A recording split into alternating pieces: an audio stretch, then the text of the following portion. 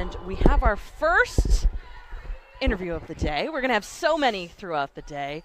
So we'll start first by having you introduce yourself. Hi, everyone. My name's Stacy Cheney. I'm the head volleyball coach here at UMass Boston. Wonderful. Thank you so much for joining us, Coach. We're so happy to have you here. And, you know, on this National Girls and Women's in Sports Day, we're focused a little bit about the journey. And now, from when you were an athlete to where the game is now, what have you seen change, especially in women's volleyball? So much has changed since I've played. Even the color of the ball is different. We used to play with a white ball to 15 points, and, so those are some of the superficial changes. But, the addition of the libero has been a huge addition to our sport, has really grown the defensive side of things. And, just women empowerment right now is one of the biggest things that we're focusing on and working with our team and really trying to promote throughout the country. Absolutely. And in talking about collegiate volleyball, looking at places like Nebraska where they sold out their football stadium to host a women's volleyball game, did you ever think in your lifetime you'd see something like that? You always hope, right? Of you course. never really know. But even the Final Four has sold out for years in a row now. The NCAA convention is a heavily attended event. So it's great to see women's sports, really growing. And I just think that, volleyball's on the map and has done a tremendous job promoting women and females in sports. 100%. And this UMass Boston program does have a storied history, a lot of success, and of course, always working towards that every season. What did you see out of your team this year as far as the leadership that you had? Yeah, we had 3 captains this year. Dylan, Katie, and Ruby all did a tremendous job. I think it's a challenge for these 18 to 22-year-old women who, live their lives in social media and texting. And then we, of course, try to have them use their interpersonal communication skills and build a team and, work on strong team dynamics. So I think our leadership was really a huge help for our success this year that we had. Kept everybody on the same page and really living our culture and upholding the standards that we have at UMass Boston Volleyball. Absolutely. And looking at statistics that I've seen recently, over 90% of female CEOs in the country were once student athletes. And is that something that you're trying to focus on? Not only, of course, the play on the court, which is, the number one, but the other things that you're teaching on the court as well as off the court as far as sending these young women out into the world, because most of them aren't going to go on and play at a professional level. Yeah, and you say that number one is the volleyball court. We really focus on the betterment of the student athlete themselves. And, so number one is absolutely making them, a better player, but also a better person while they're here. And, we want our kids to lead. We want them to be contributing members of society in whatever capacity, they choose through whatever discipline they major in. But we often talk about, leaving things better than you found it. And I think that's a great way to go into the workforce and be able to lead and, just problem solve and work in groups, because those are some of the biggest things that companies need. And, team dynamics teaches a lot of that, which is fantastic.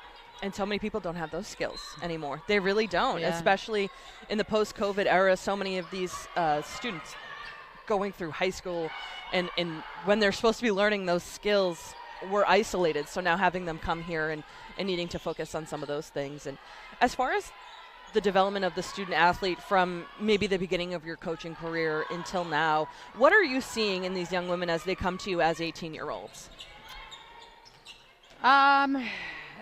Again, their communication styles are a lot different, and their team building skills are different.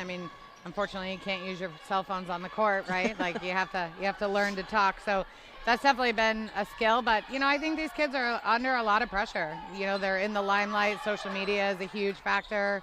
I know there's a lot of mental health concerns and pressures that we ask a lot of our student athletes. They are full-time students, and our team last semester had a 3.78 GPA. Wow. We actually led the entire conference last year in the Little East and also our university. So we really take our academics serious. So the kids that I encounter are very strong students and strong athletes, and they try to put their best foot forward in all walks of life. That's an amazing GPA average to have had. That's crazy. Yeah, that's crazy. Do you have, obviously you focus on academics. Do you have study halls? Do you have, what is it that goes into these academics that it makes them so successful? you know, I give the kids all the credit, really. I mean, it's their hard work and dedication. We do have great resources within the university. Amanda Alioto is our academic advisor. She does a tremendous job with our student athletes, and there are tutoring sessions. We, you know, our first year students, we have study tables that we check in, and, you know, we kind of monitor their time management and make sure that they're learning those skills as well, you know, kind of in the transition from high school to college. So, you know, I have to give the student athletes a lot of credit. They take pride in it. They hold themselves accountable. They push each other in the classroom. They study together. You know, even some of the other student athletes on other teams, they have tutoring sessions with each other, or, you know, if we miss a class because of travel or they miss class, you know, they help each other out. So it takes a village, but our team's able to get it done, you know, in the classroom and on the court. Absolutely. That's really great that they have such self-discipline to be able to be such successful student athletes, because again, we talked about it. It's so important to go out into the world. That's a travel. Sorry, can't help it. To go out into the world and have those skills. That's amazing. And I guess looking ahead, what is something maybe you're hoping for to see in the game or in women's athletics as a whole, which I know is that's a big question to ask, but what are you hoping to see as we continue to develop? You know, I think it's wonderful that we did the National Women and Girl in Sport Clinic today, and it's so great to see the young kids excited and, you know, really develop that personal power. And, you know, I think that's my favorite takeaway for women in athletics, you know, that they just become stronger, more confident individuals. And we like to be able to give back in the community and, you know, really reach out to people in Beaconville and kind of be there for, you know, community outreach. So that would be a big takeaway, is just to, you know, continue the empowerment of these young women and, you know, make them feel like they have a voice and they have a place and, you know, a court to shine on, which is great. 100%. And so many women quit all sports by the time they get to sophomore year in high school, and a big part of that is because of their confidence.